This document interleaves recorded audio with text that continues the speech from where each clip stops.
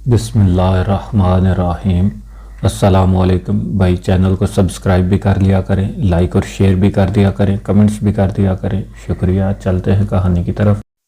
بھارت اور کھٹمنڈو میں اس یقین کامل کے باعث میں درجنوں بار موت کی آنکھوں میں آنکھیں ڈال کر دیکھ چکا تھا، بلکہ یوں کہیے کہ موت سے میری خاصی شناسائی ہو چکی تھی۔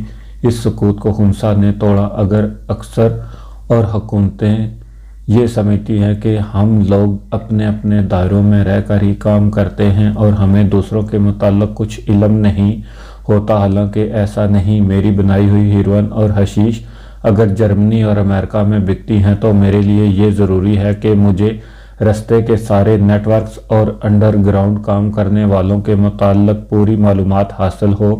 اس طرح جن ممالک میں ہماری پیداوار فروخت ہوتی ہے، ان ممالک کی حکومتوں، ان کے اداروں اور ان کی ایجنسیوں کے متعلق بھی پورا علم ہو، جن کی بظاہر ذمہ داریوں میں ہمیں ختم کرنا بھی شامل ہے، لیکن وہ اپنے دیگر فرائض کے انجام دہی کے لیے ہمارے ساتھ در پردہ تعاون کرتی ہیں۔ میری تیار کردہ حشیش اور براؤن پاؤڈر بھارت اور کھٹمنڈو میں جاتا ہے۔ مجھے تمہارے بھارتی خفیہ ایجنسی کے ہیڈ کوارٹر سے فرار کا علم اخباروں میں تمہاری فوٹو چھپنے سے پہلے ہی ہو چکا تھا۔ کھٹمنڈو میں تمہاری تمام کارروائیوں کی رپورٹس مجھے موساد کے اس اسرائیلی ایجنٹ لڑکی کے ذریعے ملتی رہیں جس کی تم نے جان بچائی تھی، اور اس نے تمہارے احسان کا بدلہ بھی چکا دیا تھا۔ میرے گاہکوں میں حاجی مستان اور یوسف پٹیل بھی شامل ہیں۔ کیا تم نے ان کی صلح نہیں کروائی تھی؟ خنسا نے میرا نام لے کر مجھے مخاطب کرتے ہوئے اپنی بات جاری رکھی۔ عمر نے مجھے تمہارے مشن کے متعلق سب کچھ بتا دیا تھا۔ جب میں اور میرے تمام کارندے مختلف ناموں، مذہبوں اور ممالک کے پاسپورٹ استعمال کرتے ہیں تو تمہارے مخالف نام سے سفر کرنا ہمارے لیے بالکل نارمل ہے۔ بینکاک ایئرپورٹ پر تم نے 2 بار لینڈ کیا ہے، پہلے ون وے پاسپورٹ پر اور اب انٹرنیشنل پاسپورٹ پر۔ اسلحہ بھی تم نے میرے آدمیوں سے ہی خریدا تھا۔ تمہارے متعلق میں نے جو کچھ سنا تھا، اس سے مجھے تم سے ملنے کا اشتیاق پیدا ہوا، اور میں یہ عدائیہ خود بھی تمہارا ٹیسٹ لینا چاہتا تھا کہ تم کتنے پانی میں ہو۔ جس مشن پر جانے کے لیے تم یہاں آئے ہو، میں اس میں تمہاری بھرپور مدد کروں گا۔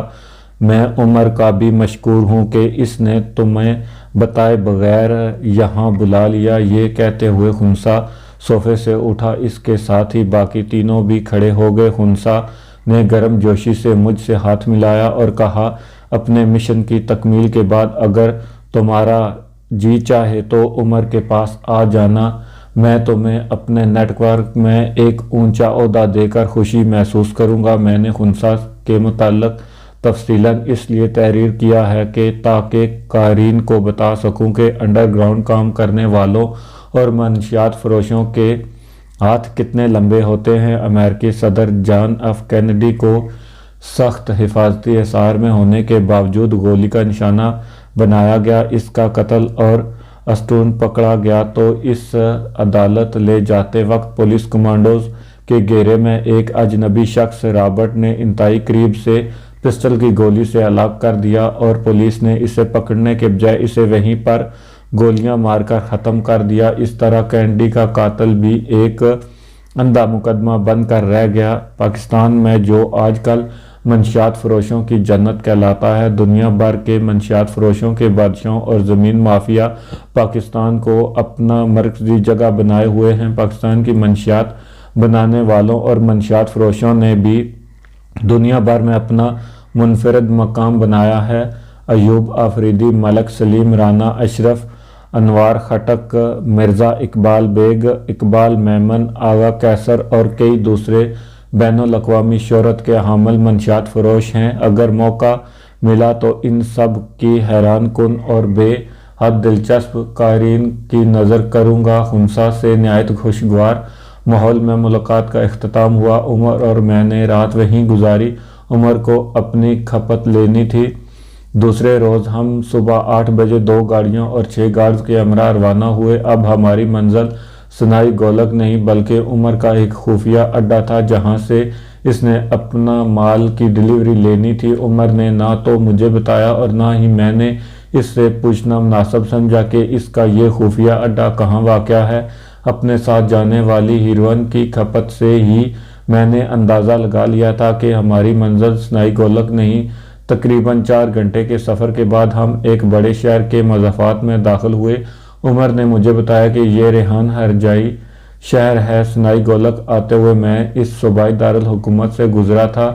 مضافات میں ہی ہم ایک اونچی 4 دیواری والے گھر میں داخل ہوئے۔ مضبوط لوہے کا بنا ہوا داخلے کا دروازہ ہمارے اندر داخل ہوتے ہی بند کر دیا گیا۔ اس گھر کی پارکنگ ایریا میں 3 گاڑیاں پہلے موجود تھیں۔ ہمارے رکتے ہی چند آدمی آگے بڑھے اور ہیروئن کی کھپت جس کے پیکٹ بوریوں میں بند تھے ہماری گاڑی سے اتار کر پہلے سے 3 کھڑی گاڑیوں میں سے 2 میں منتقل کرنے لگے۔ یہ کام بڑی تیزی سے اور بالکل مکینکی انداز میں ہو رہا تھا۔ زیادہ سے زیادہ 20 منٹوں میں ہیروئن کی منتقلی کا سارا کام مکمل ہو گیا۔ اس دوران ہم سب کے لیے چائے اور بسکٹ آ چکے تھے۔ پورچ کے ساتھ بنے برآمدے میں ہم ابھی چائے پی رہے تھے کہ داخلے کے دروازہ کھلے اور پولیس کی سائرن اور سرخ اور نیلی جلتی بجھتی بتیوں والی 2 گاڑیاں اندر داخل ہوئیں۔ جتنی دیر میں پولیس کی گاڑیوں نے اپنے رخ داخلی دروازے کی طرف کیے، عمر اور میں تیسری گاڑی میں بیٹھ چکے تھے۔ عمر کے مسلح گارڈ بھی ہیروئن بھری 2 گاڑیوں میں سوار ہو گئے۔ پولیس کی گاڑیاں پہلے باہر نکلی اور ہماری تینوں گاڑیوں کے نکلتے ہی ایک ہمارے آگے پیلٹ کے طور پر اور دوسری سب سے پیچھے والی 5ویں گاڑی کا یہ قافلہ شہر کے بیچ میں سے گزرتا ہوا بڑی شاہراہ پر پہنچا اور تیزی سے آگے بڑھنے لگا۔ میں نے دل میں تہیہ کیا ہوا تھا کہ عمر سے خود کچھ نہیں پوچھوں گا کہ اب ہماری منزل کون سی ہے۔ اگر اس نے بتانا مناسب سمجھا تو بتا دے گا، کیونکہ جاسوسی، سمگلنگ اور زیر زمین کاموں میں صرف ضرورت کی حد تک جاننا ان سب کی بنیادی عناصر ہے اور بے جا چھان بین کرنے والا مشکوک ہو جاتا ہے۔ ہم بڑی شاہراہ پر پہنچے تو عمر نے اطمینان کا سانس لیا۔ کچھ دیر بعد اس نے بتایا کہ ہم پھوکٹ جا رہے ہیں۔ پھوکٹ تھائی لینڈ کا ایک انتہائی خوبصورت جزیرہ ہے جسے پل کے ذریعے مین لینڈ سے ملایا گیا ہے۔ یہ جزیرہ نہ صرف تھائی لینڈ بلکہ پورے جنوبی مشرق ایشیا میں انتہائی خوبصورتی میں منفرد مقام رکھتا ہے اور غیر ملکی سیاح بے اختیار اس جزیرے پر کھینچے چلے آتے ہیں۔ پرتعیش بحری جہازوں میں سوار دنیا بھر کے بڑے سمگلر بھی یہاں آ کر تفریح کے ساتھ ساتھ ہیروئن کی بڑی بڑی کھیپیں بھی ہمراہ لے جاتے ہیں۔ عمر نے کہا کہ سیاحت کا مرکز ہونے کی وجہ سے پھوکٹ میں بین الاقوامی معیار کی پولیس بھی ہوتی ہے۔ ہرجائی سے اس کے جزیرے خریدے ہوئے پولیس والے اس لیے ہمارے ہمراہ جا رہے ہیں کہ کاسموپولین پولیس کے علاوہ سمگلنگ کے دوسرے گروہوں سے بھی مٹھ بھیڑ ہونے کا خدشہ ہوتا ہے۔ پھوکٹ سے بالکل قریب مین لینڈ پر اس کا ایک اور اڈہ ہے جہاں ہیروئن رکھی جائے گی۔ سیاحوں کے روپ میں اس کی ہیروئن کے خریدار غیر ملکی سمگلر بھی پھوکٹ میں موجود ہیں۔ پہلے سے طے شدہ پروگرام کے مطابق کل رات انہیں ڈیلیوری دینی ہے، لہٰذا آج اڈے پر ہیروئن اتارنے کے بعد وہ مجھے پھوکٹ لے جائے گا اور کل دن کو اپنے گاہکوں سے ہیروئن کی قیمت وصول کر کے رات کو تیز رفتار موٹر بوٹ کے ذریعے ہیروئن خریدار کے بجرے تک پہنچائی جائے گی۔ ہماری گاڑیاں ساحل کے قریب ہی ایک نسبتاً چھوٹے گھر کے قریب رکی۔ گھر کے باہر 3-4 تھائی غالباً ہمارے انتظار میں کھڑے تھے۔ انہوں نے ہیروئن بھری بوریاں اتاریں اور گھر کے اندر لے گئے۔ اس دوران پولیس کی دونوں گاڑیاں ہمارے آگے پیچھے کچھ فاصلہ دے کر کھڑی رہیں اور عمر کے مسلح گارڈ نے بھی سڑک کے دونوں جانب پوزیشن لے لی۔ زیادہ سے زیادہ 10 منٹ میں ساری ہیروئن گھر میں منتقل ہو گئی۔ عمر کی گاڑی نے سب اچھا کا لائٹ سگنل دیا۔ سگنل موصول ہوتے ہی پولیس کی دونوں گاڑیاں واپس چلی گئیں۔ ہیروئن والی ایک گاڑی میں 2 مسلح محافظ بیٹھ گئے اور باقی گھر کے اندر چلے گئے۔ ایک گاڑی وہیں کھڑی رہی اور مسلح محافظوں والی گاڑی ہماری گاڑی کے پیچھے چل پڑی۔ اب ہم مین لینڈ سے پھوکٹ کے جزیرے پر جا رہے تھے جہاں ہمیں ایک ہوٹل میں قیام کرنا تھا اور عمر کے گاہکوں سے رقم وصول کرنا تھی۔ میں پہلے بھی پھوکٹ کے علاقے سے گزر چکا تھا لیکن نہ تو کبھی یہاں ٹھہرا تھا اور نہ ہی اس علاقے سے واقف تھا۔ عمر نے مجھے بتایا کہ جس گھر میں سامان رکھا تھا وہ پھوکٹ کے ساحلی پٹی پر کربی کا قصبہ ہے۔ پھوکٹ صوبے میں ہے لیکن اصل پھوکٹ ایک جزیرہ ہے اور وہی ہماری منزل ہے۔ تھوڑے سے سفر کے بعد ہم ساحل کے ایک مختصر حصے پر پہنچ گئے۔